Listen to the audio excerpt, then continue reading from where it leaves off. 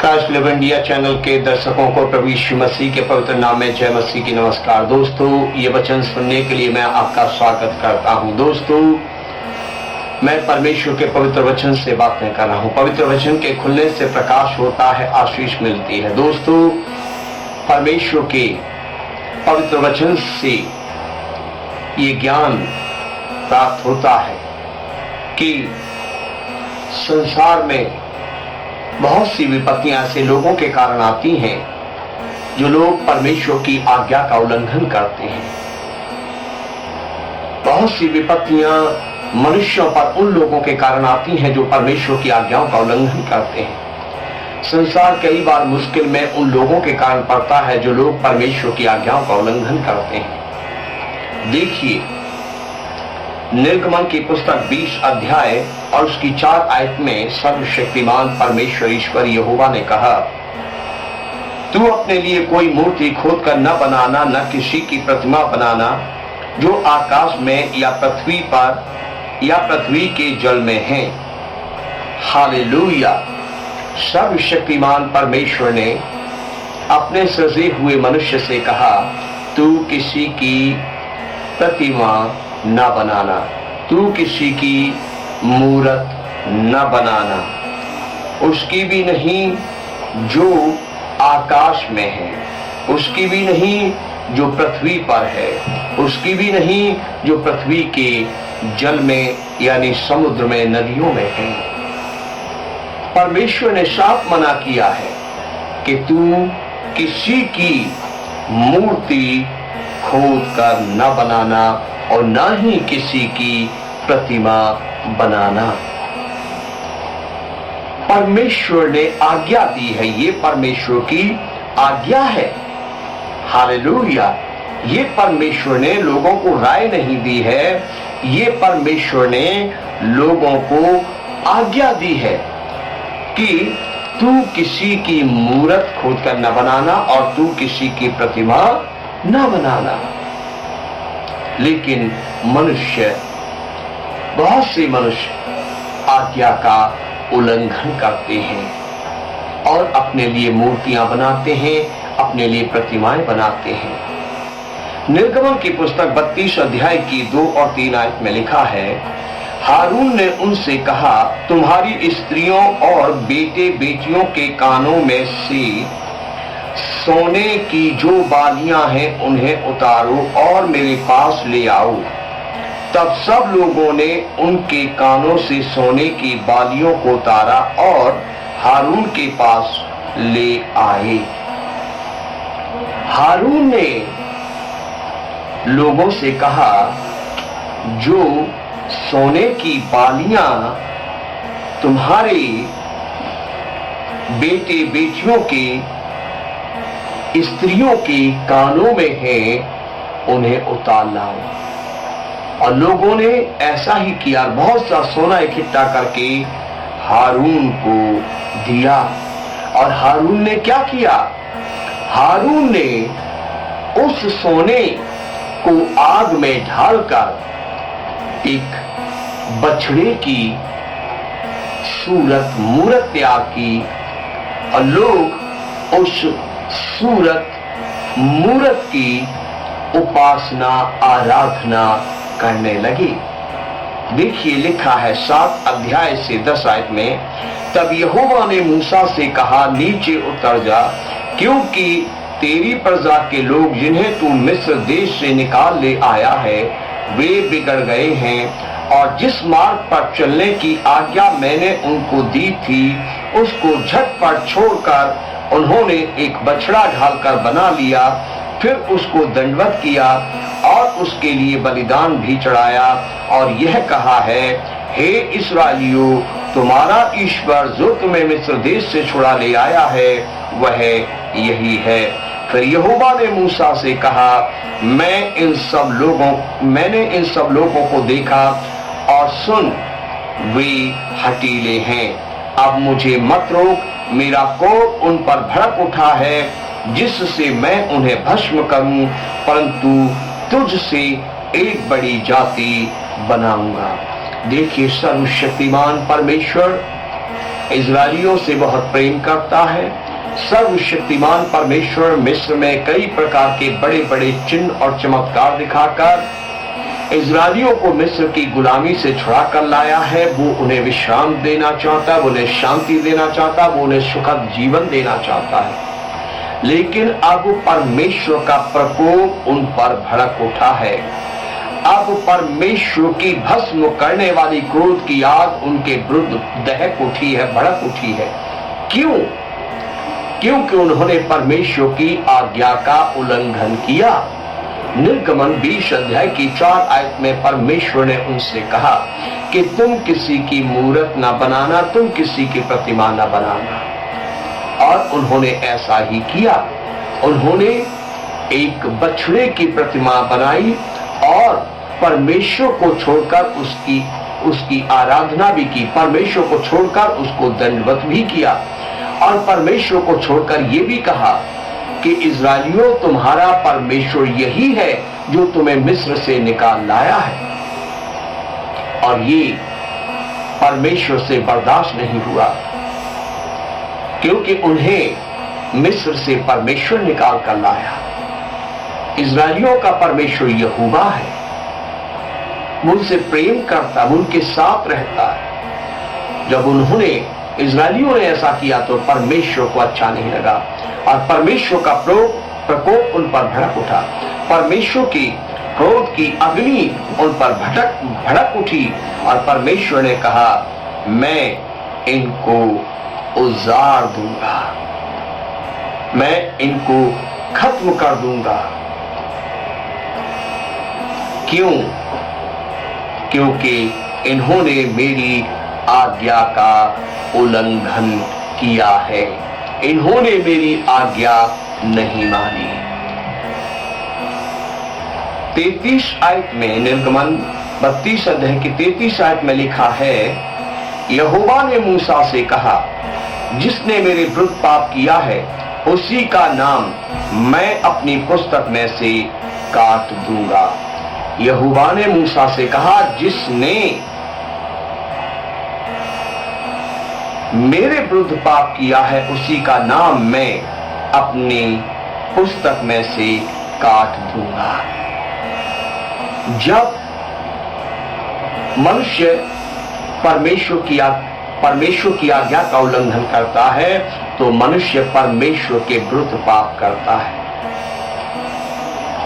जब मनुष्य वो करता है जिसको करने के लिए परमेश्वर ने मना किया है तो मनुष्य परमेश्वर के विरुद्ध पाप करता है।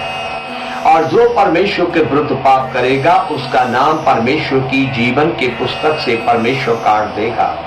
परमेश्वर ने क्लियर कहा है कि जो पाप करेगा उसी का नाम मैं जीवन की पुस्तक से, माफ कीजिए, अपनी पुस्तक से काट दूंगा। हालेलुया।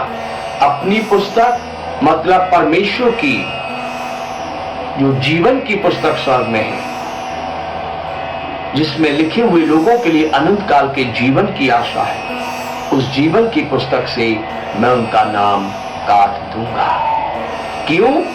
क्योंकि उन्होंने मेरे विरुद्ध पाप किया है। क्यों? क्योंकि उन्होंने मेरी आज्ञा का उल्लंघन किया है। क्यों? क्योंकि उन्होंने मुझ जीवित परमेश्वर को छोड़कर सोने का बछड़ा बना लिया। क्यों? क्योंकि उन्होंने मुझ जीवित परमेश्वर को दंडवत करना छोड़कर उस बछड़े को दंडवत किया। क्यों? क्योंकि उन्होंने मुझ जीवित परमेश्वर की आराधना करना छोड़कर उस बछड़े की आराधना की है। इसलिए मैं उनका नाम अपनी पुस्तक से, जीवन की पुस्तक से काट डालूंगा, मैं उनको मार डालूंगा। मेरी क्रोध अग्नि उनके विरुद्ध भड़की है, मेरा प्रकोप उनके विरुद्ध भड़का है। जो लोग परमेश्वर के वचन को तुच्छ जानते हैं, जो लोग परमेश्वर की आज्ञाओं को तुच्छ जानते हैं, वो चाहे कोई भी हो, परमेश्वर के क्रोध का उनको सामना करना होगा। वे परमेश्वर की क्रोध अग्नि से भस्म होंगे। मैं बचपन से देखता आ रहा हूं, हमारे बहुत से मसीही भाई बहन भी हैं जो मूरत और प्रतिमा के सामने धूप जलाते हैं, अगरबत्ती जलाते हैं, मोमबत्ती जलाते हैं और उसके सामने हाथ जोड़कर खड़े होकर प्रार्थना करते हैं। अगर वक्त रहते वो ना बदले, अगर वक्त रहते वो ना सुधरे, तो उन्हें भी परमेश्वर के वचन के उल्लंघन करने के कारण, परमेश्वर की आज्ञा का उल्लंघन करने के कारण परमेश्वर के क्रोध अग्नि में भस्म होना पड़ेगा। अगर ऐसा मेरा कोई भी भाई बहन इस संदेश को सुन रहा है तो अपने घर से अपनी बाइबल उठाइए, बाइबल में जो आयतें मैंने बताई हैं इन आयतों को पढ़कर देखिए और प्लीज निवेदन करता हूं, चाहे आकाश में है, चाहे पृथ्वी पर है, चाहे जल में है, किसी की भी मूर्त मत बनाइए, प्रतिमा मत बनाइए, उसकी आराधना मत कीजिए, उसको कुछ चढ़ाइए मत, उसके सामने कुछ जलाइए मत। ये परमेश्वर को अच्छा नहीं लगता। परमेश्वर आपके दिल में है, परमेश्वर आपके करीब है। हालेलुया। परमेश्वर हर वक्त आपके साथ साथ है।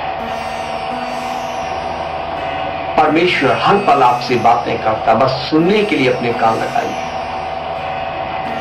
परमेश्वर हाथ की बनाई हुई मूर्तों में नहीं है, परमेश्वर हाथ की बनाई हुई प्रतिमाओं में नहीं है, परमेश्वर आपके दिल में है। एक गीत मैंने सुना था, उसका एक ही मुखड़ा सुना, मैंने पूरा गीत नहीं सुना। बड़ा प्यारा गीत लगा था वो मुझे। पंजाबी में वो गीत है, अखां दिल दिया खोल बंदिया, अखां दिल दिया खोल बंदिया, किनू लभदा ए रब तेरे कुल बंदिया, किनू लभदा ए रब तेरे कुल बंदिया, अखां दिल दिया खोल बंदिया। दिल की आंखें खोल कर देखो। परमेश्वर को ढूंढने के लिए, प्रभु यीशु मसीह को ढूंढने जाने के लिए संसार की कहीं यात्रा करने की जरूरत नहीं है। आजकल मसीही लोग भी यात्राएं करने लगे हैं और बहुत सारे लोग जो इन यात्राओं के पीछे पैसे बटोरते, पैसे कमाते, वो प्रोत्साहित करते हैं, बड़ा चढ़ाकर बोलते हैं वहां ऐसा होगा, वहां ऐसा होगा, और लोग यात्राओं पर जाते हैं, दर्शन अभिलाषी होकर जाते हैं। दर्शन आपके दिल में करो। प्रभु आपसे दूर नहीं, वो आपके दिल में है। अपने दिल की आंखें खोलो, अपने मन की आंखें खोलो, प्रभु का दर्शन आपको घर बैठे होगा।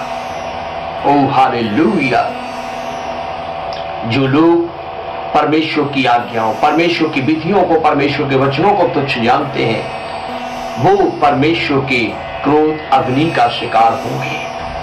देखिए नीति वचन 13 अध्याय उसकी 13 आयत में लिखा है, जो वचन को तुच्छ जानता है वह नष्ट हो जाता है।